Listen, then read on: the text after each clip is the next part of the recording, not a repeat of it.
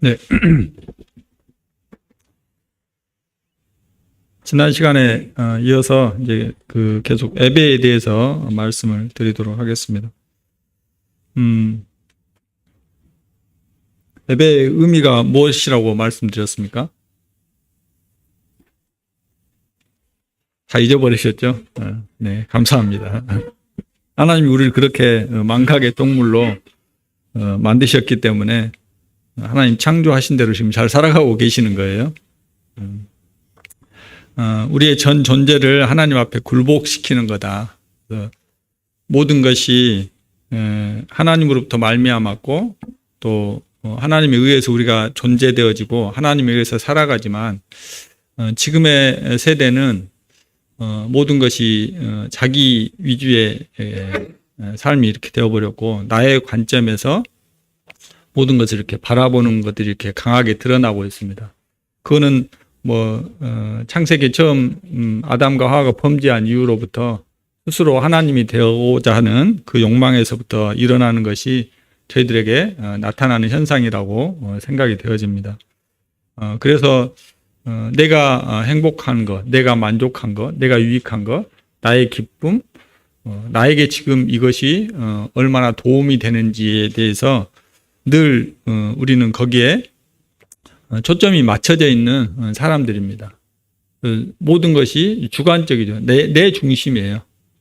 그런데 교회라고 하는 것, 그리고 제가 이렇게 말씀을 이렇게 준비하다 보니까 교회 공동체가 참 신비한 것이다.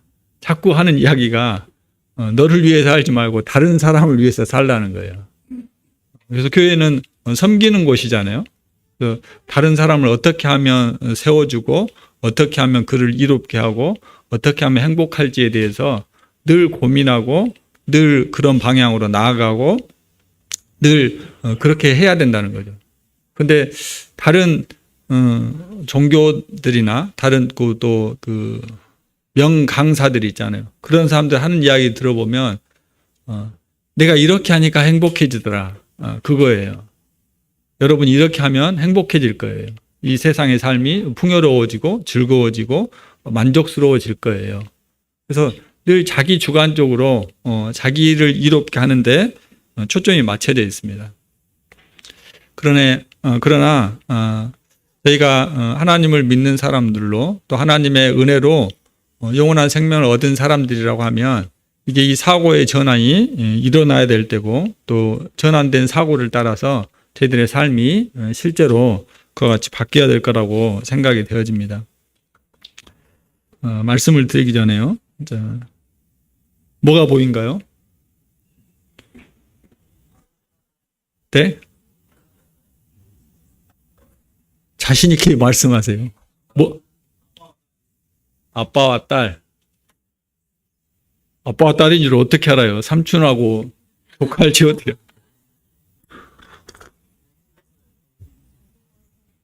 자기 모습. 제가 의도한 바하고 가까워져 가고 있어요? 네? 네, 맞습니다. 거울을 통해서 자신이 지금 어떤 모습을 하고 있는지 확인할 수 있죠. 야고보서 1장 23절에도 그런 말씀을 읽습니다. 말씀을 듣고도 실천하지 않는 사람은 있는 그대로의 자기 얼굴을 거울 속으로 들여다보기만 하는 사람과 같다. 저희가 하나님의 말씀을 듣는 이유가 또 이곳에 모여있는 이유가 무엇 때문입니까? 하나님의 말씀을 듣고 그냥 그렇구나 하나님 말씀이 이렇네 하고 끝내는 것이 아니고 말씀을 듣고 저희들의 삶 가운데 실행하고 순종하고 실천하기 위해서입니다. 그런데 그렇게 하지 않는 사람은 말씀을 듣고 거울을 쳐다보고만 있는 사람과 같다. 거울을 저희가 쳐다본 이유가 뭐예요? 자, 제가 얼굴에 여기에 어제 이제 김장하러 갔는데 이제 김장을 하고 이렇게 이제 점심을 먹었어요. 열심히 먹었는데 화장실에 가서 거울 보니까 여기에 뻘건 게 이렇게 묻어 있어요. 거기 이제 막 그 동네 교회 자매님들하고 같이 이렇게 했는데 그것도 모르고 열심히 밥을 먹고 있었더라고요. 근데 거울을 가서 보니까 이렇게 빨간 그 양념이 이제 묻었겠죠. 근데 그거를 딱 제가 확인했어요. 확인했으면 어떻게 해야 돼요? 네? 확인했으니까 닦아야 되잖아요. 근데 거울 딱 보고 묻었네 하고 그냥 이렇게 돌아오면 뭐라 그러겠어요? 주는 뭐라고? 모자란 사람? 네, 맞아요. 모자란 사람이죠. 확인했으니까 거울은 자기 역할을 충분히 했죠. 거울은 닦아줄 수는 없잖아요. 근데 내 얼굴에 무엇이 묻어 있는지, 내 얼굴 상태가 양호한지를 잘 이렇게 보여주기만 합니다. 조명해 주기만 합니다. 그런 것처럼 하나님의 말씀이 저희들의 삶을 비춰줍니다. 그리고 내가 하나님 앞에서 잘하는 모습이 있으면 격려해 주기도 하고, 또 내가 잘못하는 부분이 있으면 그것을 지적해서 너 지금 그게 코에가 짜장면 먹고 단 묻어 있으니까 닦아 하고 이렇게 이야기하는 것과 똑같은 거잖아요. 그러면 그걸 확인했으면 어떻게 해야 돼요? 닦아야죠. 네. 그러면 우리가 하나님 말씀이 나에게 이런 것들이 조명이 되어지면 말씀으로 인해서 내가 삶 가운데 실천해야 되는 겁니다. 하나님 이런 말씀을 나에게 보여주셨는데 그러네 하고 넘어가 버리면 거울을 보고 그냥 내 얼굴에 뭐가 묻었구나 하고 돌아서는 모자란 사람이 되는 거예요. 그런 분들이 되지 않기를 바랍니다. 이번에 이제 일본 토시마스 형제님 다녀가셨잖아요. 이제 저희가 그 목요일 날 아침에 이제 그 터미널에서 이렇게 픽업을 하는데 형제님이 하실 이야기가 있다고 이제 심동식 형제님한테 통역을 이렇게 부탁을 하셨어요. 하시면서 하신 이야기가 많은 이야기를 하시고 싶어 하시는 것 같은데 저희 모임 분위기가 너무 좋다, 감사가 되고, 또 무엇보다도 성도님들이 하나님의 말씀 앞에 경청하는 자세를 보고 큰 도전을 받으셨다 이렇게 말씀을 하시더라고요.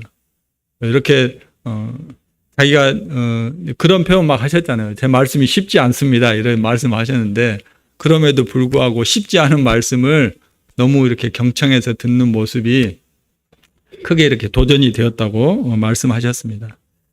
네.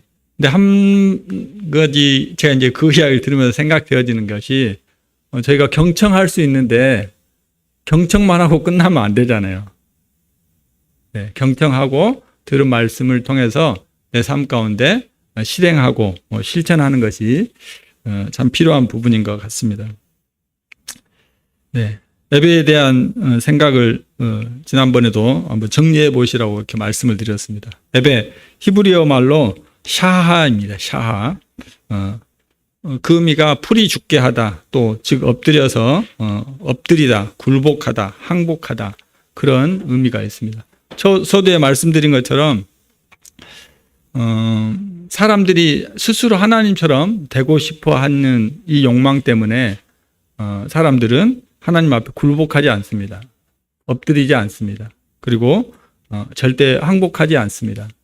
지난주에 말씀드린 것처럼 우리가 무엇에 항복하느냐는 자기의 자유의지에 달려있죠.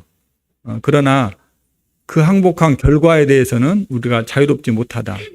그러나 우리가 하나님 앞에 항복하고 하나님 앞에 굴복하게 될 때 그 후에 찾아오는 자유와 평안과 안식은 헤아릴 수 없습니다.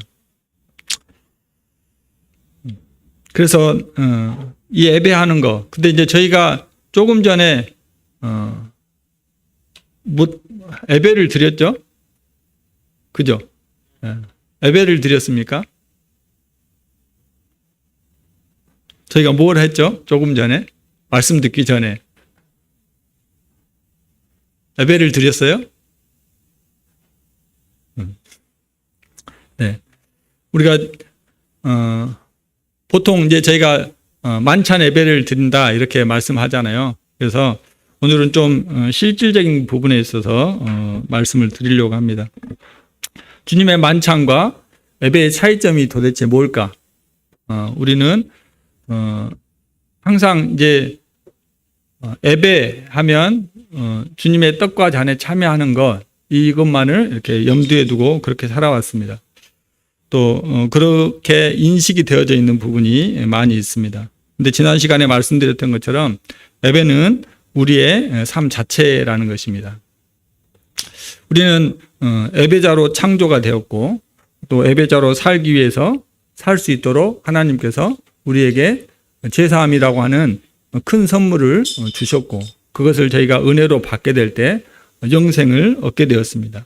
또 예배자로서의 삶을 능력을 나타내기 위해서 저희들은 은사를 받았습니다.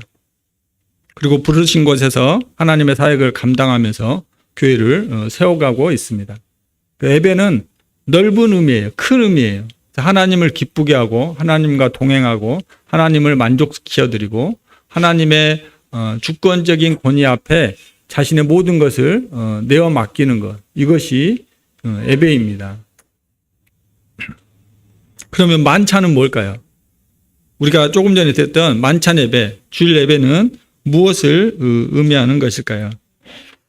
저는 이렇게 생각을 해보게 됐습니다. 만찬은 주의 만찬은 우리 예배의 결정체이다. 이렇게 생각을 해보게 됐습니다. 우리가 만찬 예배 때 모여서 뭘 하죠?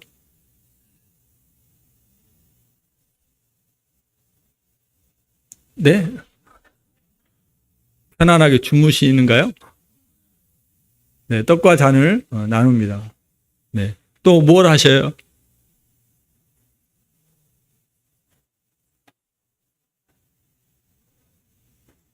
다들 옹알이를 하고 있죠.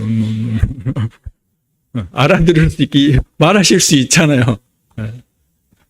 만찬 예배 때 뭘 하셔요? 네, 감사 기도를 드립니다. 또요. 네, 찬양을 하고요. 또요. 유튜브를 검색하시나요? 네. 그러면 무엇에 대해서 우리가 감사하십니까? 무엇에 대해서 찬양하세요? 죄송합니다. 자꾸 질문해서.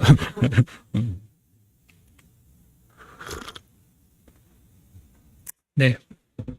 우리가 드리는 만찬 예배가 왜 예배의 결정체인지를 차근차근 살펴보도록 하겠습니다. 먼저 왜 우리가 만찬 예배를 시행하고 있는지 성경을 통해서 살펴보도록 하겠습니다. 마가복음 14장 22절에서부터 24절까지 주님께서 이렇게 말씀하고 있습니다. 예수께서 떡을 가지사 축복하시고 그러면서 쭉 이렇게 기술하시다가 이것은 내 몸이다 이렇게 말씀하셨어요. 그리고 또 잔을 가지사 살해하시고 이것은 나의 피 곧 언약의 피다. 그래서 우리가 조금 전에 뗐던 떡과 잔은 우리 주님의 몸과 우리 주님의 피를 나타내고 있습니다. 상징하고 있습니다. 이것을 잘 보셔야 될 것이 이것이 주님의 몸이다. 이렇게 말씀하신 것은 운유법이잖아요. 그죠? 그래서 그거 자체가 주님의 몸이 되는 건 아닙니다. 떡 자체가 주님의 몸을 나타내고 있는 건 아니에요. 그래서 뭐 A는 B다 이런 것처럼 운유법이에요. 주님께서 그렇게 말씀하셨잖아요. 나는 포도나무다 이렇게 말씀하신 것은 우리 주님이 포도나무라는 이야기가 아니잖아요. 그래서 무슨 의미인지 잘 아시죠? 그런 것처럼 이거 떡은 내 몸이다 이렇게 말씀하신 것은 상징하고 있다는 거예요. 이것은 내 몸을 상징하고 있다. 그 다음에 잔은 나의 피 곧 언약의 피다. 또 다른 성경에 보면 피로 세운 새로운 언약이다 이렇게 말씀하고 있어요. 그래서 이 잔 안에 담겨져 있는 포도주가 또는 포도즙이 예수 그리스도의 피를 나타내는 것이 아니고 이것을 상징해 주는 것입니다. 그래서 고린도 전서에서도 11장에서 그렇게 말씀하셨잖아요.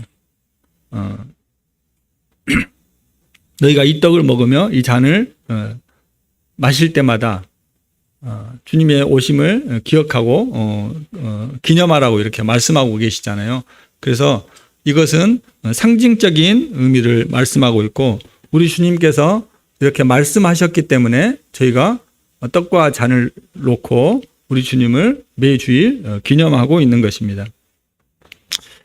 주님이 이 말씀은 잡히시기 전날 밤에 제자들을 불러 모아놓고 하신 말씀이에요. 이제 곧 십자가에 자신이 못 박혀 돌아가셔야 될 것을 아셨어요. 그때가 가까이 온 것을 아셨어요. 그리고 이제 제자들을 불러 모아서 유월절 만찬을 하면서 이렇게 말씀하신 것입니다.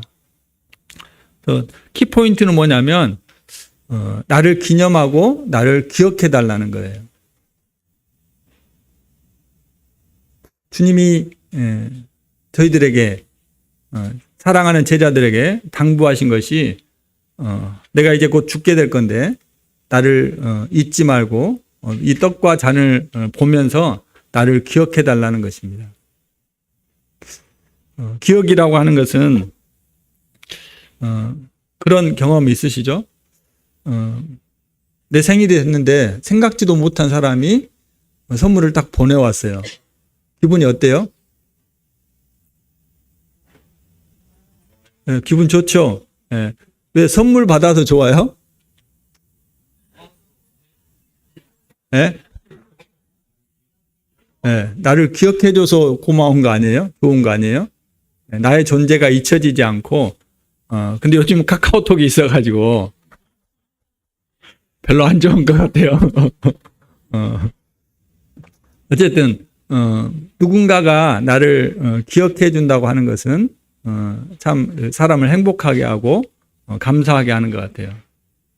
더군다나 생각지도 못했던 분이 그렇게 기념해 주는 것은 왜 나 같은 자에게 왜 이 사람이 나에게 그런 관심을 가지고 있었구나 하는 것들을 우리가 확인할 수 있잖아요. 그래서 우리 주님도 제자들에게 있어서 자신의 존재가 잊혀져 가는 것을 별로 좋아하지 않으셨던 것 같아요. 그리고 계속해서 기억되기를 바라셨던 것 같아요. 그래서 너희가 이 떡과 이 잔을 나누면서 나를 기념해 달라고, 기억해 달라고 당부를 하셨습니다.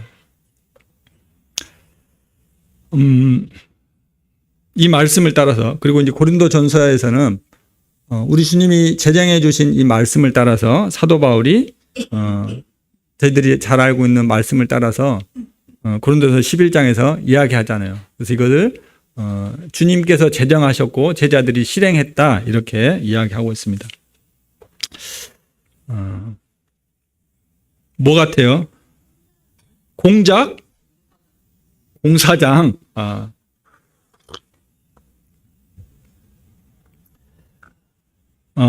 이것은 빌립보 지역입니다. 그리스에 있는 빌립보라고 하는 지역인데 이 사진을 왜 가지고 왔냐면 상당히 의미 있는 곳입니다. 잘 안 보이신가요? 여기 이제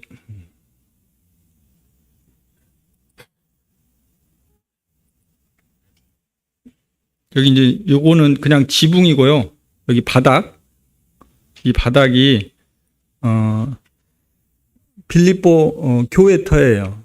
빌립보 교회터인데 우리가 알고 있는 바울이 그 빌립보 지역에 가서 복음 전하잖아요. 간수들이 복음 구원받고 했던 그 장소가 아니고 예수님 당시 이후로부터 계속 기독교는 이제 박해를 받잖아요. 근데 AD 313년에 콘스탄틴 황제가 밀라노 칙령을 통해서 이곳에 기독교를 공인해 줍니다. 그래서 이제 핍박하지 않고 기독교를 편안하게 믿을 수 있도록 자유를 허락해 준 거예요. AD 313년입니다.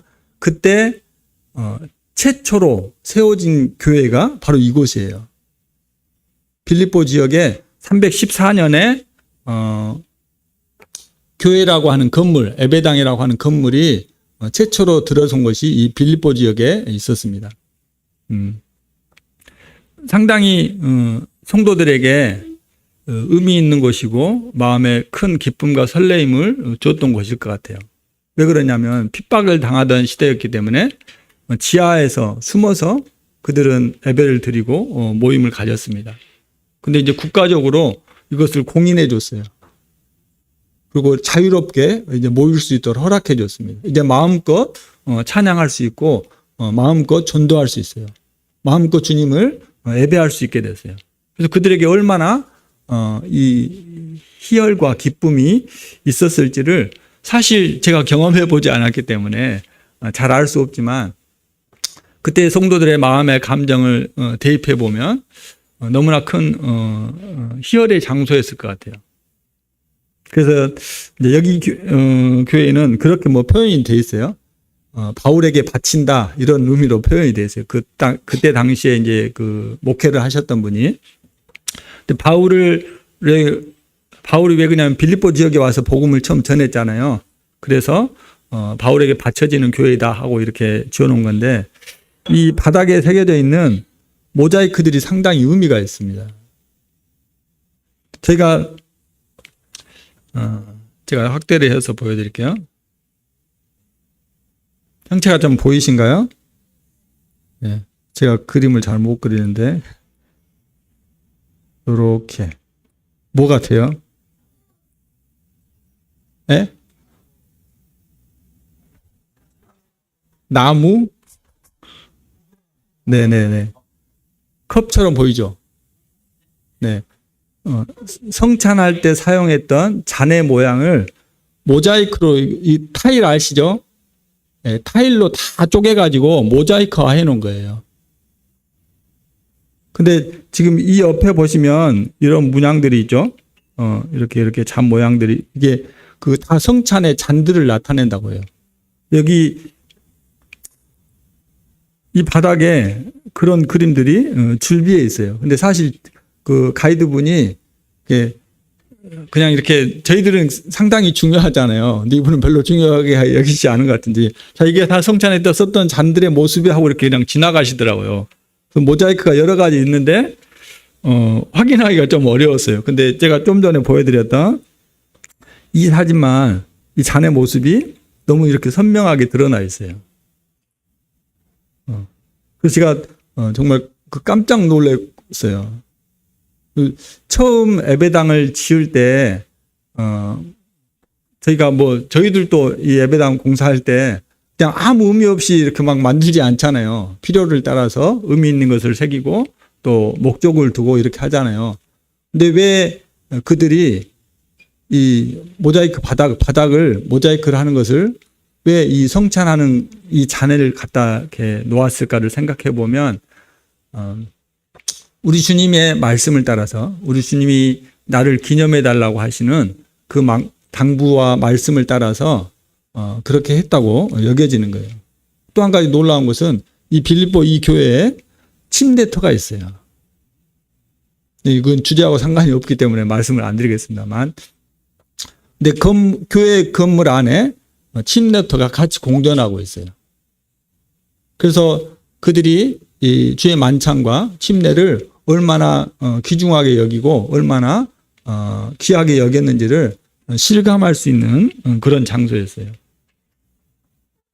이번에도 이제 터키 그리스 가시는 분들 계시죠? 자세하게 좀 확인해 갖고 오시기 바랍니다. 네. 네, 주께서 말씀하신 이 예배가 어떻게 이제 변해져 왔는지 제가 한번 살펴보도록 하겠습니다. 초대교회 AD 30년부터 313년은 조금 전에 제가 말씀드렸던 기독교가 공인된 그 해예요. 그때까지는 만찬과 말씀이 함께 행해졌습니다. 사도행전 10장 7절에 보면 안식 후 첫날에 우리가 떡을 떼려 모였더니 바울이 이튿날 떠나고자 하여 저희에게 강론할세 말을 밤중까지 계속하며. 네, 이때는 예배라고 하는 것은 하나님 앞에 드려지는 이 예배라고 하는 것은 하나님 앞에 주의 만찬을 통해서 떡과 잔을 통해서 주님을 기억할 뿐만 아니라 하나님의 말씀을 듣는 것까지를 이렇게 포함하고 있어요. 특별히 여기에 강론하다 이렇게 되어 있잖아요. 그래서 이 강론은 지금 저희가 하는 것처럼 이렇게 일방적인 설교가 아니에요. 제가 하나님 말씀을 읽고 이것에 대해서 어떻게 생각하십니까? 이렇게 질문하면 여기서 또 답변해 주세요. 또 답변하는 걸 가지고 어쩌면 이렇게 토론하는 식인 거죠. 거기에 대해서 또 다시 이야기하고 그렇게 했기 때문에 밤중까지 할 수 있었어요. 근데 이것이 예배의 모습이라는 거예요. 근데 저희는 만찬 예배, 그 다음에 말씀 집회 이렇게 분리를 시켜놨잖아요. 그러니까 떡과 잔에 참여하면 내가 예배를 다 드리고 하나님 앞에서 해야 될 일을 모든 일을 다 완수한 것처럼 생각하고 이제 말씀을 들은 것은 그냥 내가 하나님 앞에서 말씀을 들어주는 것이라고 생각하는 경향이 있어요. 근데 초대교회 때는 그렇지 않았다는 거예요. 주님을 기억하고 기념하는 것과 하나님의 말씀을 듣는 것까지가 이 예배의 범주 안에 들어가 있었다는 것입니다. 그런데 이것이 시간이 지남에 따라서 조금 변하게 됩니다.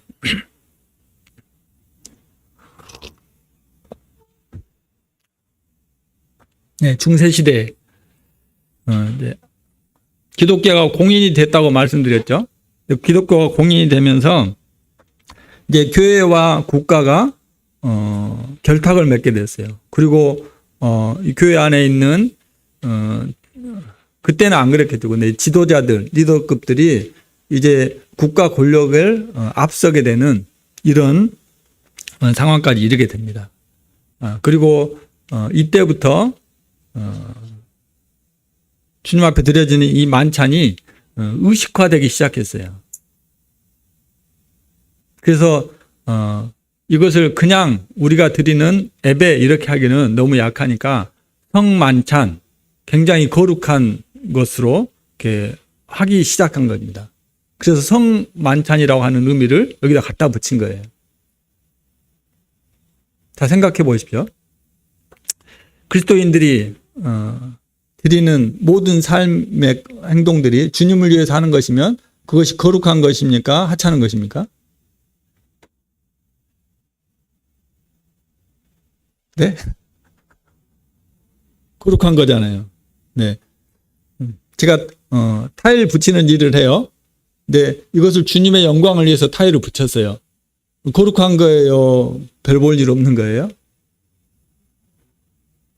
네? 애매하죠? 네. 하나님이 저희들을 구분해 주셨습니다. 거룩하게 하셨다고 하는 것은 따로 구분 지었다는 거예요. 구별시켰다는 거예요. 그래서 그것을 내가 인지하고 이제 내 삶의 목표를 하나님 앞에 모든 초점을 두고 하나님의 영광을 위해서 살아가는 거예요.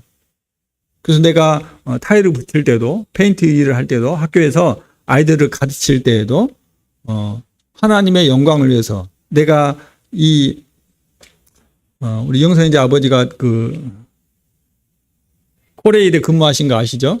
근데 내가 여기 있는 이 승무원들을 안전하고 편안하게 하나님을 모시는 것처럼 이렇게 모실 거야. 그런 마음으로 그들을 접대하고 응대하면 그게 하나님 앞에 영광이 되는 겁니다.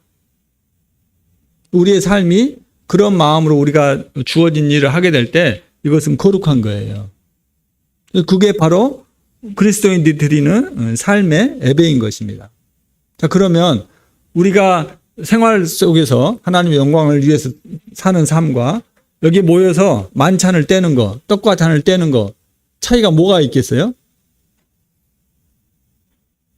없어요. 그래서 이것은 아주 특별한 행위처럼 간주하고 의식화하고 형식화시켜가는 것은 오히려 위험 요소가 있다는 겁니다. 그래서 이때부터 이 주의 만찬이 미사화된 거예요. 그래서 함부로 범접할 수 없게, 더군다나 이제 더 나아가서 어떻게 변했냐면 이것은 주님의 몸이다 하는 그 말씀을 가지고 실제로 그 이제 신부님이 기도를 하잖아요. 그럼 이 떡이 주님의 몸이라는 거예요. 그 다음에 이 포도주가 예수님의 보혈로 변한다는 거예요. 어떤 화학적인 변화를 일으킨다는 거예요. 그러니까 그렇게 되면 어떻게 되겠어요? 우리가 이걸 쉽게 대할 수 있겠어요?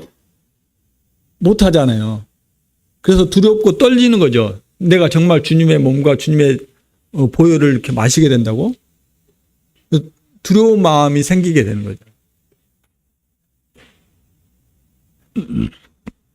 그래서 저희들도 저희 그렇게 생각하시는 분들 안 계시죠?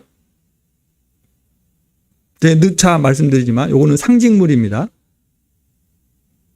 근데 저희들이 쓰는 표현들 중에 뭐 예를 들어서 성만찬 이런 표현들을 쉽게 그냥 사용하고 있고, 또 특히 이제 떡과 잔에 저희들이 참여하기 전에 기도할 때 형제님들이 저도 뭐 사실 그런 적이 많이 있으나만 떡에 대해서 감사하겠습니다, 잔에 대해서 감사하겠습니다, 이런 표현들을 그냥 이렇게 아무 생각 없이 많이 써왔어요.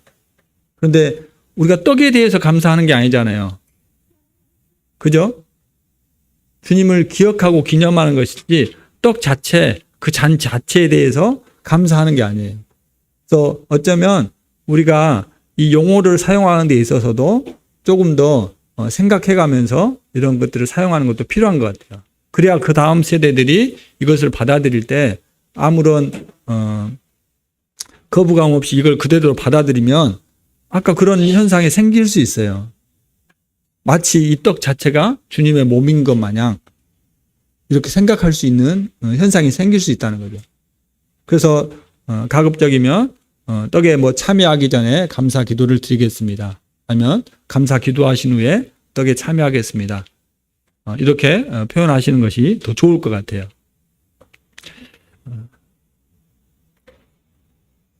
그리고 저희들에게서 어쨌든 형식화되고 의식화되어져 가는 것은 좋은 건 아닌 것 같습니다. 굳어져 가는 것은 좋은 건 아니에요. 저희가 주님을 예배하는 것은 자유함이 있는 거잖아요. 그리고 성령의 인도함을 따라서 하는 거기 때문에 이게 너무 고착화되고 형식화돼 버리면 어려워집니다. 제가 예전에 그런 이야기를 들은 적이 있는데, 어느 모임에서는 잔에 대해서 또 저도 잔에 대해서 하네. 잔에 참여하는 기도를 한 후에 어느 노 성도님이 반드시 선곡하는 곡이 있대요. 근데 이것을 다른 분이 하거나 또 예배 중간에 하거나 이렇게 하면 분위기가 이상해진다는 거예요. 꼭 그 노 성도님이 잔에 대한 감사를 한 후에 그분이 그 곡을 선곡을 해야 된대요. 그건 아니잖아요. 자유함이 없는 거죠.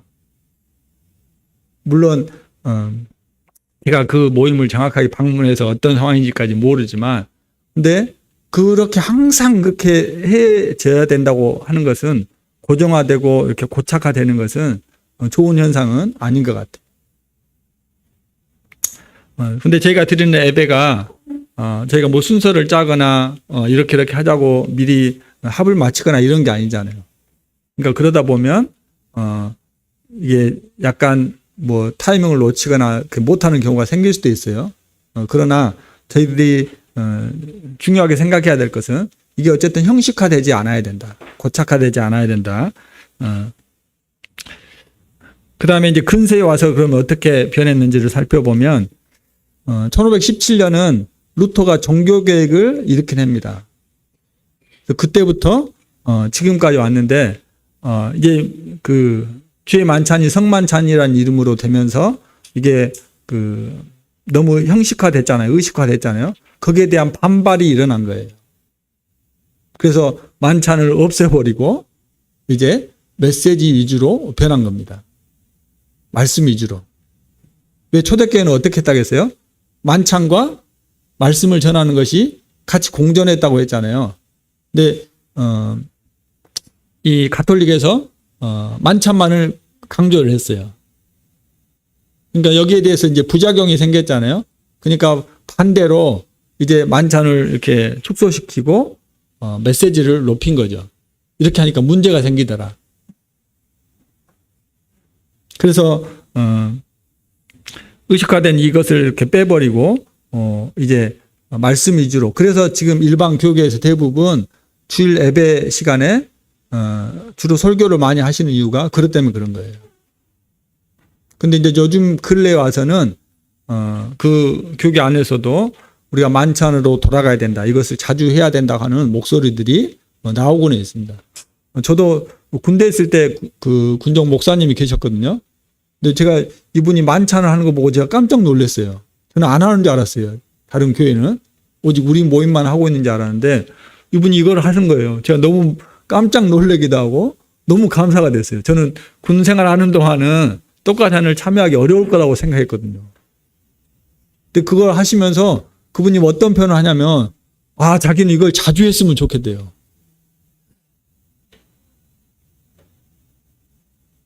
그래서 제가 충격 아닌 충격을 받았습니다.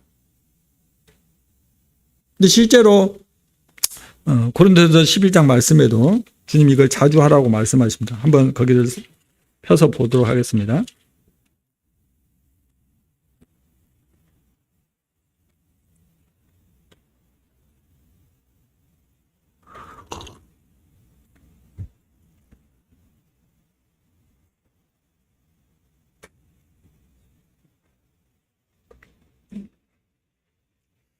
어, 11장 24절부터 보겠습니다. 축사하시고 떼어 이르시되 이것은 너희를 위하는 내 몸이니 이것을 행하여 나를 기념하라 하시고 식후에 또한 그와 같이 잔을 가지시고 이르시되 이 잔은 내 피로 세운 새 언약이니 이것을 행하여 마실 때마다 나를 기념하라 하셨으니 너희가 이 떡을 먹으며 이 잔을 마실 때마다 주의 죽으심을 그가 오실 때까지 전하는 것이니라. 저희 성경을 제가 방금 그대로 읽었습니다. 근데 영어 성경에 보면 26절이 이렇게 되어 있다고 합니다. 너희가 이 떡을 자주 먹으며 이 잔을 자주 마실 때마다 주의 죽으심을 그가 오실 때까지 전하는 것이다. 자주라는 표현이 여기 들어가 있대요. 그래서 할 수만 있는 대로 자주 하라는 거예요. 그리고 실제로 초대교회 성도들은 매일같이 떡을 뗐다고 사도행전 1장에 나오죠. 그 다음에 사도행전 20장에 가서는 그들이 그 주간의 첫날에 떡을 떼려 하기 위해서 모였다. 그래서 시간이 지나면서 주일날 떡을 떼기 위해서 모였던 것으로 이렇게 확인할 수 있습니다.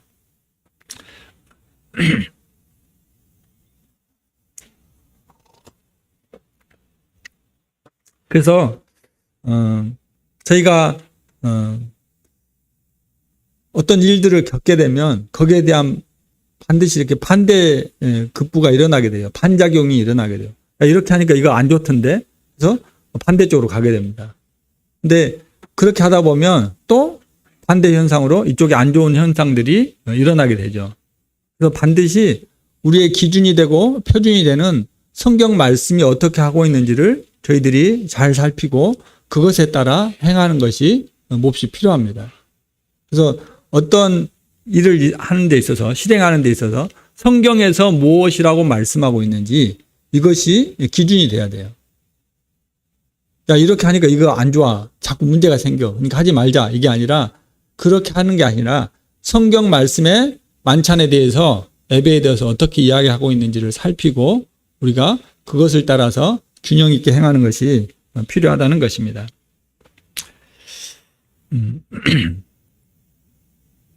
지난주에 이 찬송을 소개를 해드렸는데 예배할 때 가장 행복합니다. 정말 예배할 때 가장 행복하십니까? 우리 주님도 우리들이 드리는 예배를 통해서 행복해 하실까요?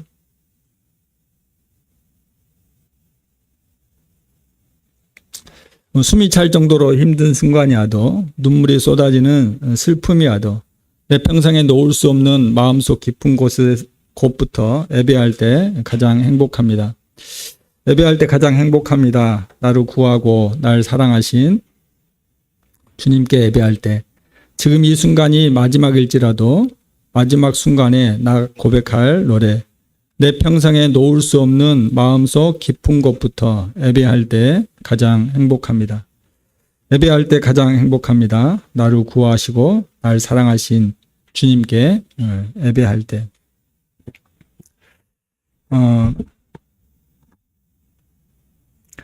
간혹 사실 그럴 때가 있습니다. 예배를 의무적으로 드릴 때가 있습니다.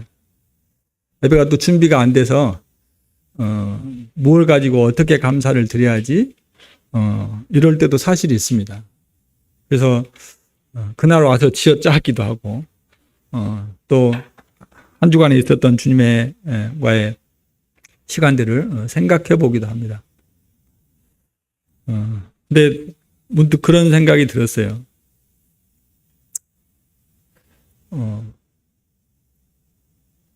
주님이 나를 기억해 달라고, 나를 기념해 달라고 하신 말씀은 오늘 그런 찬송이 있었잖아요. 나의 자랑이 되시려고. 주님이 저에게 물으시는 것 같아요.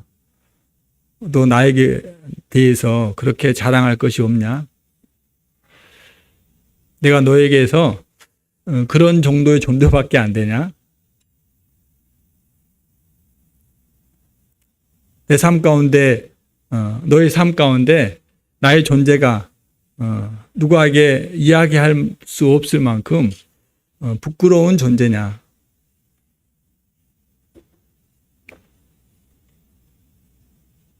주님은 나의 자랑이 되시려고 자기의 모든 것을 내어놓으셨는데 나는 정말 그분을 나의 자랑으로 삼고 있는지,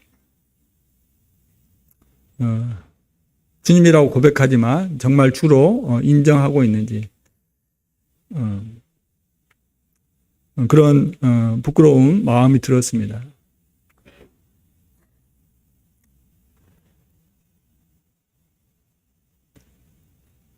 우리가 하나님 앞에 예배드리는 것,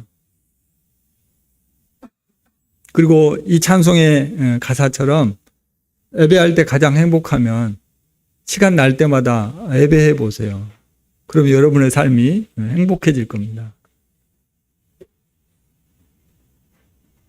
나에게 생명 주신 그 주님을 자랑해 보세요.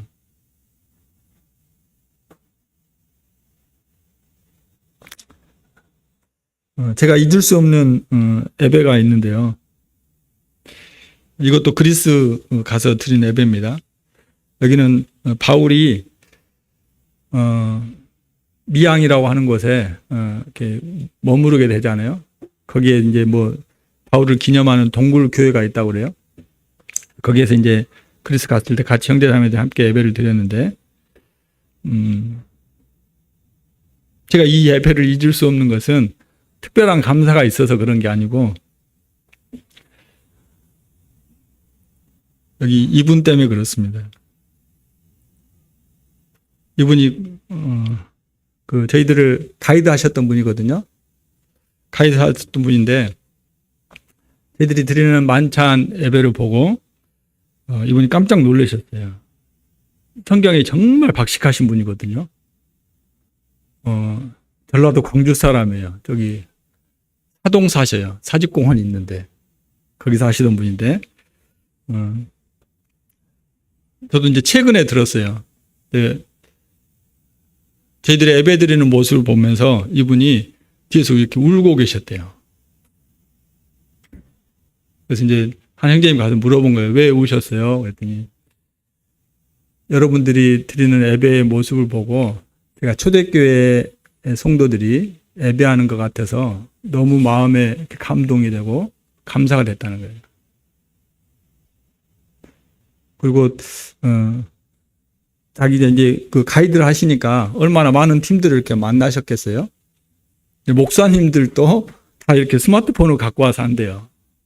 근데 저희들이 약속한 건 아닌데 이렇게 보시면 성경책들을 다 가지고 오셨어요. 이분이 이 자세부터 보고 일단 감동을 받으셨어요. 아, 이 사람들이 보통 사람들이 아니구나 하는 것. 그러니까 뭐 물론 중요한 게 아니죠. 스마트폰을 가지고 오든 성경책을 가지고 오든 그게 중요한 게 아니지만 하나님 앞에서 마음의 자세, 이것을 이분이 이렇게 보셨던 것 같아요. 그리고 이제 저희들이 어쨌든 마음의 진심을 담아서 하나님 앞에 예배하고, 또 저희가 이제 순서가 짜져 있지 않잖아요. 그때는 제 기억에 고등학교 3학년 형제들도 갔어요. 근데 어린 형제에서부터 나이 드신 형제들까지 어느 한 분도 빠지지 않고 자유롭게 하나님 앞에 찬양하고 예배드리는 모습을 보면서 이분이 정말 초대교회 예배드리는 모습을 여기서 이렇게 하고 있구나 하는 것을 보고 정말 감동을 받으셨다는 거예요.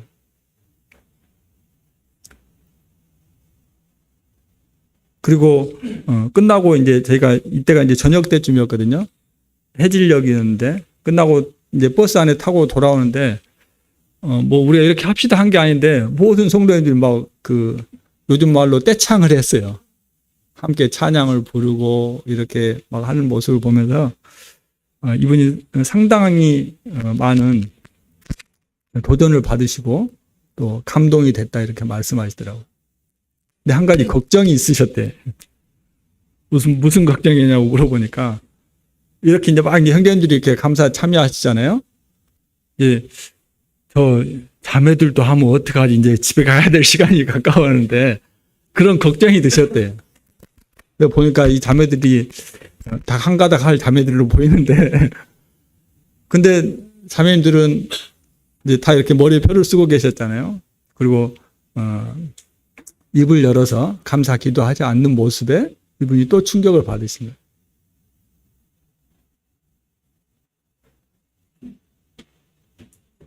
제가 그 이야기를 듣고 나서 저도 버스 안에서 돌아오는 길에 너무 이제 이때 이제 교회 안에서 어려움이 있었기 때문에 너무 모처럼 만에 마음에 주님 앞에서 이렇게 진솔한 예배 이렇게를 드리고 와서 마음에 큰 기쁨이 있고 여기 있는 우리 그때 당시 모임에 성도님들 생각이 너무 많이 났어요. 버스 안에서 계속 이제 저도 찬송하면서 이렇게 눈물을 흘리면서 주님 우리 이런 행복한 교회로 예배드릴 수 있게 그렇게 도와주세요 하고 기도드리고 왔던 기억이 있는데 이분도 그런 감동을 받으신 것 같아요.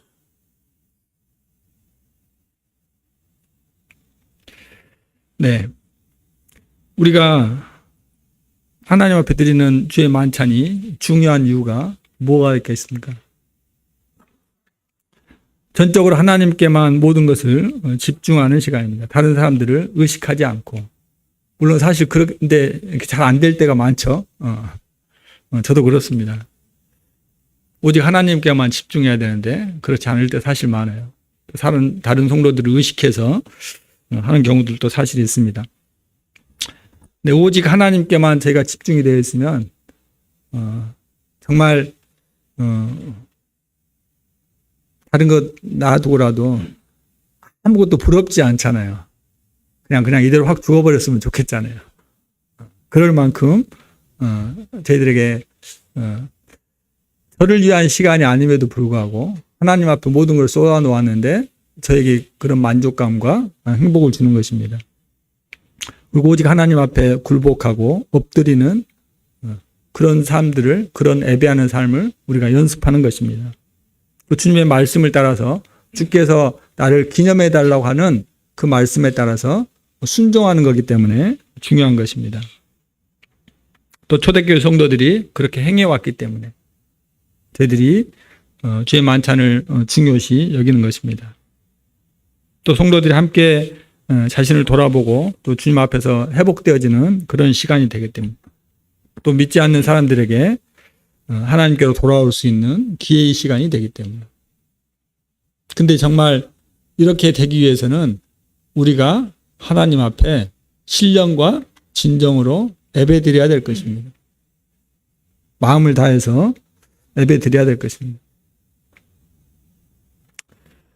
이런 주의 만찬 앞에 우리가 어떤 태도로 임해야 되겠습니까? 첫 번째는 참여하자는 것이죠. 참석이 아니고요. 참여하시라고. 하나님을 아버지라 부를 수 있는 분은 누구나 다 예배에 참여할 수 있습니다.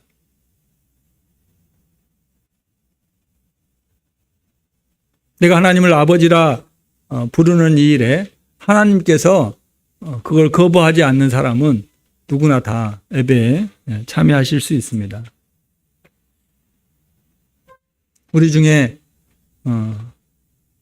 예배 드리지 못할, 예배에 참여하지 못할 그런 분들이 계실까요?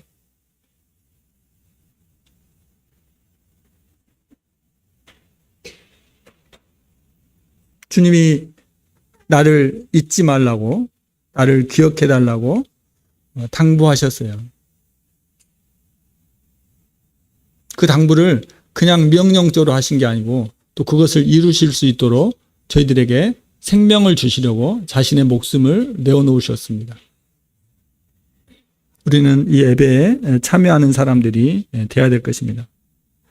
예배에 참여하기 위해서 저희가 시간을 규모 있게 사용하는 것이 필요하다고 생각이 됩니다. 예배, 함께 드리는 예배는 어쨌든 물리적인 시간적인 제한이 있잖아요. 저희들에게 주어진 시간이 60분입니다. 제가 계산해 봤어요. 찬송 한 곡 한 3분 정도 걸립니다. 제가 그 스마트폰으로 확인해 봤어요. 3분, 뭐 5분, 어떤 곡은 뭐 1분 40초, 이 정도 됩니다. 또 저희가 침묵하는 시간이 있어요. 어느 분이 선곡을 하든지 감사 기도하기 전까지 대략 30초에서 40초 걸려요. 감사 기도하는 것, 형제님들에 따라서 다르지만 길게 하신 분들은 3분이 넘어가신 분도 계시고 짧게 하신 분은 1분 4, 50초 이렇게 되더라고요. 자, 60분이니까 제가 형제님들 숫자를 다 카운트 해봤습니다. 한 20분 정도 돼요. 그러면 한 사람에게 주어진 시간이 몇 분 될까요? 갑자기 산수를 시키니까 3분이겠죠? 네. 3분 맞아요? 20명 3분 하면 60분 아니에요? 네, 맞죠? 고맙습니다, 준호. 네. 그래서 우리가 주어진 시간 안에 이것을 해야 되기 때문에 어쨌든 시간을 규모 있게 사용하는 것이 중요합니다. 그래서 가급적이면 드리는 감사 이거를 좀 잘 정리를 해갖고 오셔야 되겠죠. 그 다음에 텀을 좀 줄이는 것도 필요한 것 같습니다. 물론 뭐 이제 그런 이야기들을 자꾸 하세요. 침묵도 다 하나님 앞에 올려드리는 시간이다. 네, 뭐 제가 거부하고 싶지는 않지만, 근데 그게 너무 기는 것은 하나님 앞에 좀 죄송스럽지 않을까요? 주님 앞에 자랑해야 될, 주님을 자랑해야 될 제목들이 저희들에게서 풍성하게 일어나야 되지 않을까요? 그래서 내가 좀 길게 하는 것 같다 생각이 들거나 또 그런 피드백을 받아보신 분들은 자기가 한번 해보세요. 내가 어느 정도 시간을 사용하는지. 스마트폰 다 있으시니까 스톱워치 하시면 금방 확인할 수 있어요. 그래서 다른 분들을 위해서 다른 분들이 참여하실 수 있도록 좀 조정하는 것도 필요할 거라고 생각이 되어집니다. 시간을 규모 있게 사용하기 위해서는 저희가 준비해야 됩니다. 준비하는 것은 어렵지 않아요. 걱정해 보셨죠? 걱정해 보신 분, 걱정 한 번도 안 해보셨어요? 오, 대단하신 분들이네. 저는 걱정을 달고 사는데. 자, 걱정하실 때 걱정을 어떻게 해요? 걱정되어지는 게 문제가 생기는 것이 계속 머리에서 막 생각나죠. 미칠 정도로 막 생각 안 하려고 해도 생각이 나잖아요. 그게 걱정이잖아요. 네, 요것을 바꾸시면 돼요. 걱정하시는 방법으로 주님을 묵상하시면 돼요. 생각 안 해야 되는데 하면서 계속 주님 생각하세요. 염려하는 그 자세로 우리가 주님을 묵상하시면 됩니다. 그러니까 걱정할 줄 아시는 분들은 충분히 묵상을 잘 할 수 있어요. 제가 알기로 여기 있는 많은 분들이 손은 안 들었지만 걱정 속에서 살고 있는 거 알아요. 내가 걱정을 나는 잘한다. 그런 사람은 나는 주님을 잘 묵상할 수 있다는 것을 그런 이미 훈련이 되어 있는 사람인 것을 인지하시기 바랍니다. 그리고 이제 사고만 바꾸시면 돼요. 걱정이 들 때 주님을 자꾸 떠오르세요. 내 삶 가운데 일하신 주님, 또 말씀을 자꾸 떠오르세요. 그게 바로 우리가 성경에서 말하고 있는 묵상이에요. 계속해서 되뇌이는 것. 주님을 계속해서 되뇌여 보세요. 내 삶 가운데 계속해서 되뇌이면 한 주간의 삶이 우리가 주님의 예배하는 대로 준비될 것입니다. 아마도 예배 시간이 그리워서 안달이 날 거예요. 빨리 이것을 올려드리고 싶은데, 이걸 빨리 성도들과 함께 하고 싶은데, 이런 마음을 모아서 주님 앞에 드리고 싶은데 예배가 그리워질 것입니다. 그리고 이렇게 되면 집중하지 말라고 해도 우리는 집중이 될 거예요. 그런 경험이 있으시죠? 정말 이번 예배 시간은 너무 빨리 갔어. 네, 내 마음이 참여하고 또 이것을 위해서 준비하고 이것을 위해서 드려졌기 때문에 자동적으로 집중이 되어지는 겁니다. 내가 행복하게 사는 비결 무엇이라고요? 예배할 때 계속해서 예배하시기 바랍니다. 다음 시간에 교례드릴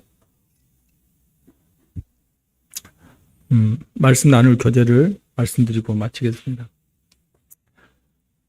주님이 우리가 예배하는 것을 몹시 기다리시고 계십니다. 예배보다 더 우선시 돼야 될 것이 있을까요? 말씀을 보시고 마치겠습니다. 마태복음 5장 23절 24절입니다. 주께서 말씀하십니다. 그러므로 예물을 제단에 드리다가 거기서 내 형제에게 원망 들을 만한 일이 있는 줄 생각나거든 예물을 제단 앞에 두고 먼저 가서 형제와 화목하고 그 후에 와서 예물을 드리라. 어쩌면 주님은 말씀하고 계시는 것 같습니다. 내가 예배를 너무 너희들이 드리는 예배를 너무 내가 바라고 원하고 있지만 너희들끼리 화목하지 않는 가운데 드리는 예배 별로 받고 싶지 않아. 그러니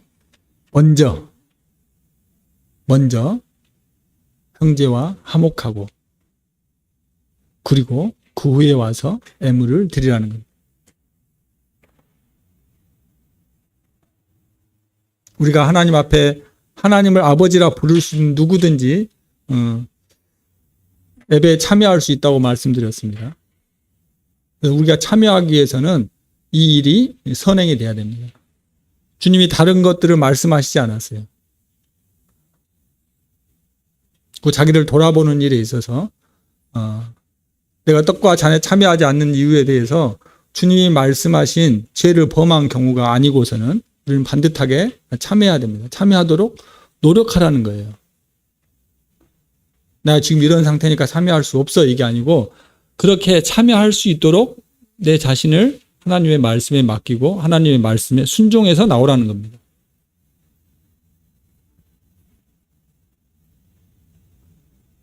다음 교제 시간 때는 성도들 간의 교제에 대해서 말씀을 나누도록 하겠습니다. 기도하시고 마치겠습니다.